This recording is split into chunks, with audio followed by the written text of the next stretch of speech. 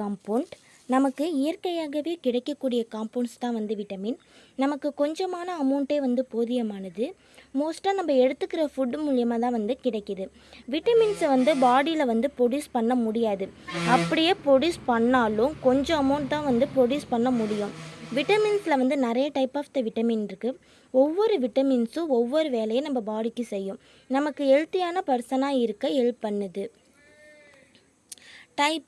டைப்ஸ்ன்னு பார்த்தீங்கன்னா fat soluble, water சாலிபிள்னு இருக்குது. Fat சாலிபிள்னா என்னென்னு பார்த்தீங்கன்னா கொழுப்பில் கரையக்கூடிய விட்டமின்ஸ், வாட்டரில் கரையக்கூடிய விட்டமின்ஸ்னு 2 டைப்ஸ் இருக்குது. ஃபஸ்ட்டு ஃபேட் சாலிபிள்னால் என்னென்னு பார்ப்போம். ADEK நம்ம பாடியில் இருக்கக்கூடிய ஃபேட் டிஷ்யூவில் ஸ்டோர் ஆகும். அதே மாதிரி லிவர்லேயும் கொஞ்சம் ஸ்டோர் ஆகும். எவ்வளோ நாள்லேருந்து நம்ம பாடியில் இருக்கோன்னா ஒரு நாள் எடுத்துக்கும், இல்லைனா ஒரு மாதம் கூட எடுத்துக்கும். நம்ம டயட்ரி ஃபுட் எடுத்துக்கும் போது கர்ட், பட்டர், சீஸ் அந்த மாதிரிலாம் எடுத்துக்கும் போது இன்டெஸ்டினல் ட்ராக் மூலியமாக விட்டமின்ஸ்லாம் அப்சார்வ் ஆகும். இதுதான் fat soluble vitamin. Water soluble விட்டமின்ஸ்னால் என்னென்னு பார்த்தீங்கன்னா நம்ம உடம்புல ரொம்ப நேரம் இருக்காது. ஃபேட் ஒரு மாதம் வரையும் தான் இருக்கும். ஆனால் வாட்டர் அப்படி கிடையாது. பாடியில் ஸ்டோர் ஆகாது. யூரின் மூலியமாக தான் ஈஸியாக எலிமினேட் ஆகும். நம்ம பாடியில் வாட்டர் சாலிபிள் இருக்காது, கம்மியான நாள் தான். அதாவது வாட்டர் சாலிபிள் அதிகம் தேவைப்படுது ஃபேட் சாலிபிளை விட. இதில் பார்த்தீங்கன்னா B and C தான் water soluble. List of the vitamins என்னென்ன விட்டமின்ஸ்னால் இருக்குதுன்னு பார்த்தீங்கன்னா vitamin A, vitamin C, vitamin D, vitamin E, vitamin K, vitamin B1, vitamin B2, vitamin B3, vitamin B5, vitamin B6, vitamin B7, vitamin B9, vitamin B12ன்னு இருக்குது. இப்போ நம்ம vitamin ஏனா என்னன்னு பார்ப்போம். விட்டமின் ஏனா இதோட கெமிக்கல் நேம் என்னென்னு பார்த்தீங்கன்னா ரெட்டினால்னு சொல்லுவாங்க. எதில் யூஸ் ஆகுதுன்னு பார்த்தீங்கன்னா கண் பார்வை, விஷன் பார்வை நல்லா தெரியுதான்னு, வளர்ச்சி, செல் டிவிஷனுக்கும், ரீப்ரொடக்ஷனுக்கும், இம்யூனிட்டிக்கும் ரொம்ப யூஸ்ஃபுல்லாக இருக்கும். அதே மாதிரி ஆன்டி ஆக்சிடென்ட் ப்ராப்பர்ட்டிஸாக இருக்குது. ஆன்டி ஆக்சிடென்ட்னா என்னென்னு பார்த்தீங்கன்னா செல் டேமேஜ்லேருந்து, நம்ம ஃப்ரீ ரேடிக்கல்லேருந்து செல் டேமேஜ் ஆகுறத ப்ரிவெண்ட் பண்ணும். இது டெஃபிஷியன்சி ஆனால் என்ன ஆகும்னு பார்த்தீங்கன்னா நைட் பிளைண்ட்னஸ், அப்படின்னா மாலைக்கண் நோய்னு சொல்லுவாங்க, இன்ஃபெர்டிலிட்டி, ட்ரபிள் இன் கன்சீவிங், க்ரோத் டிலே ஆகலாம், த்ரோட் அண்ட் செஸ்ட் இன்ஃபெக்ஷன் ஆகலாம், புவர் வூண்ட் ஹீலிங், காயம் ஏற்பட்ட இடத்துல ஆற லேட் ஆகலாம், ஸ்கின் வறட்சி ஆகலாம். இதெல்லாம் விட்டமின் A டெஃபிஷியன்சி இருந்தால் ஆகலாம்.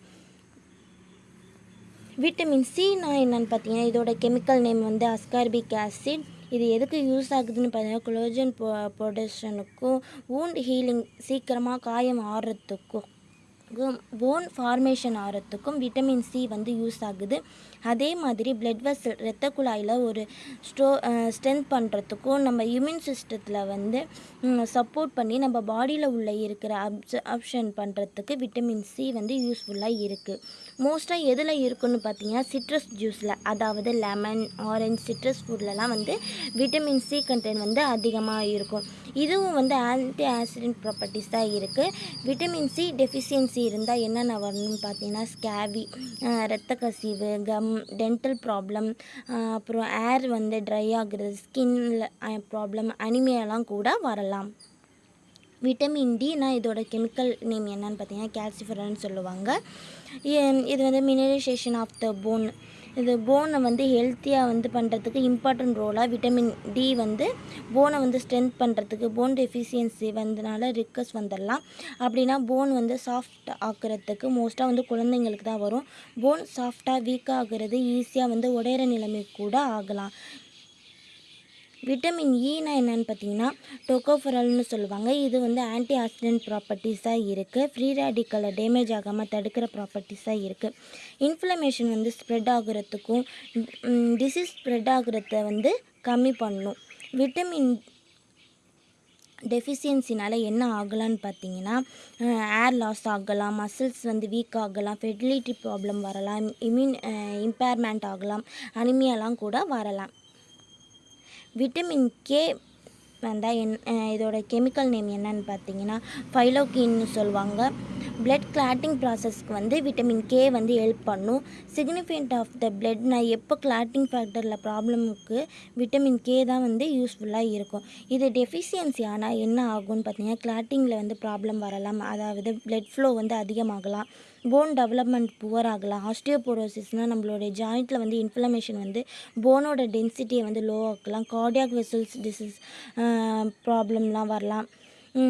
இதெல்லாம் வந்து அப்புறம் அதிகமாக வர்றதுக்கு ப்ராப்ளம் இருக்குது விட்டமின் கே டெஃபிஷியன்சி இருக்கும்போது. விட்டமின் B1 என்னன்னு பார்த்தீங்கன்னா தயாமின்னு சொல்லுவாங்க. பிளட் சுகரை வந்து பிரேக் டவுன் பண்ணி எக்ஸஸ்னல் விட்டமினை வந்து இது கம்மி பண்ணும்போது பெரி கண்டிஷனை வந்து எதனுடைய ப்ராப்ளமாக இருக்குன்னு பார்த்தீங்கன்னா பெரிஃபரல் நர்வஸ் சிஸ்டம் அண்ட் வாக்சிங் ப்ராப்ளம்னால வரலாம். பெரி கண்டிஷன் வரலாம், வீக்னஸ் ஆகலாம், அதுக்கப்புறம் டைஜஸ்டிவ் ப்ராப்ளம் வரலாம், நர்வஸ் சிஸ்டத்தில் வந்து ப்ராப்ளம் வரலாம். விட்டமின் B1 டெஃபிஷியன்சி இருந்தால் வெயிட் லாஸ் ஆகலாம், அனராக்சியா இதெல்லாம் வந்து டெவலப் ஆகலாம். Mental problem, confusion, memory problem கூட வரலாம் B1 டெஃபிஷியன்சி இருந்தால்.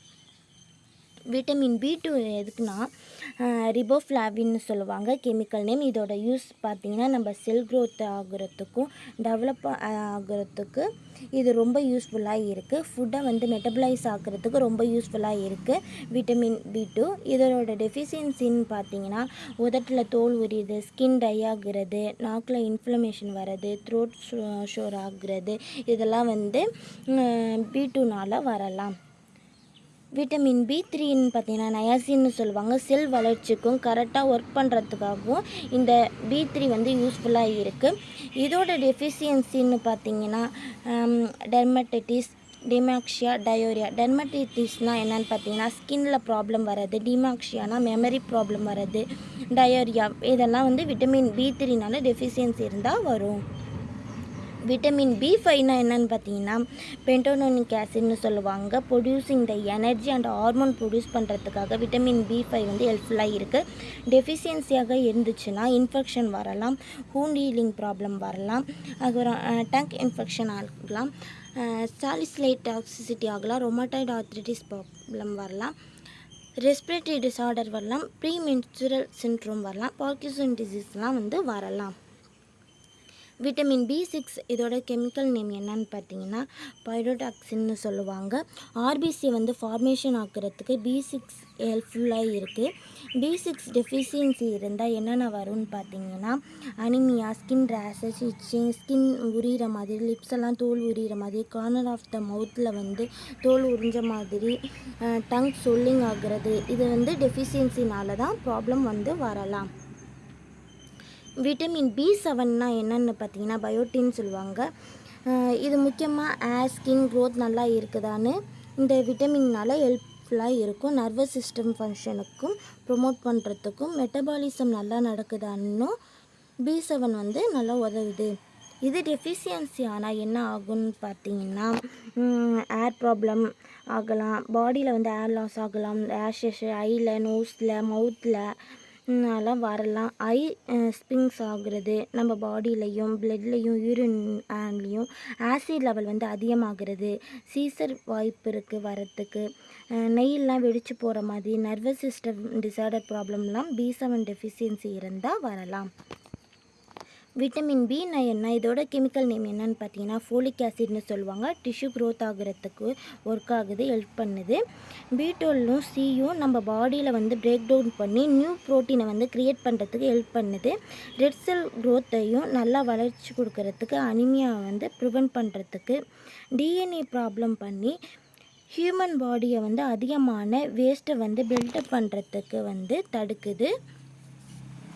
அப்புறம் ஜெனட்டிக் இன்ஃபர்மேஷனை வந்து கேரி பண்ணுது. DNA RNA கேரி பண்ணி ப்ரோட்டீன் கிடைக்கிற மாதிரி ஹெல்ப் பண்ணுது. இது டெஃபிஷியன்சி ஆனால் என்ன ஆகும்னு பார்த்தீங்கன்னா அனிமியா காஸ் ஆகலாம். அதே மாதிரி ஹார்ட் டிசீஸ் வரத்துக்கும் கொஞ்சம் வாய்ப்பு இருக்குது. விட்டமின் பி12னால இது வந்து குளோபமின்னு சொல்லுவாங்க. நம்மளுடைய பாடியில் உள்ள பிளட்லேயும் நர்வஸ் செல்லையும் வந்து ஹெல்ப்ஃபுல்லாக வச்சுக்கும். அதே மாதிரி டிஎன்ஏ வந்து உருவாக்கும். ஜெனட்டிக் மெட்டீரியலை வந்து பாடிக்கு வந்து கொடுக்கும். இது டெஃபிஷியன்சி ஆனால் என்ன ஆகும் பார்த்திங்கன்னா megaloblastic anaemia, constipation, diarrhoea, loss of appetite அப்படின்னா பசியின்மை, நர்வஸ் ப்ராப்ளம் லைக் நம்னஸ் அப்படின்னா மரத்து போகிற மாதிரி, அதே இடத்துல அடிப்பட்ட இடத்துல கூசுகிற மாதிரி, மசில் வீக் ஆகிடும், நடக்கும்போது ப்ராப்ளம் வரலாம், விஷனில் வந்து ப்ராப்ளம் வரலாம், மென்டலில் வந்து depression, nervous problem, memory loss ஆகலாம். அப்புறம் இதே மாதிரி பிஹேவியரில் வந்து சேஞ்சஸ் கூட ஆகலாம். இதை மாதிரி இதனால் விட்டமின் பி12னால ப்ராப்ளம் வரலாம். தேங்க்யூ.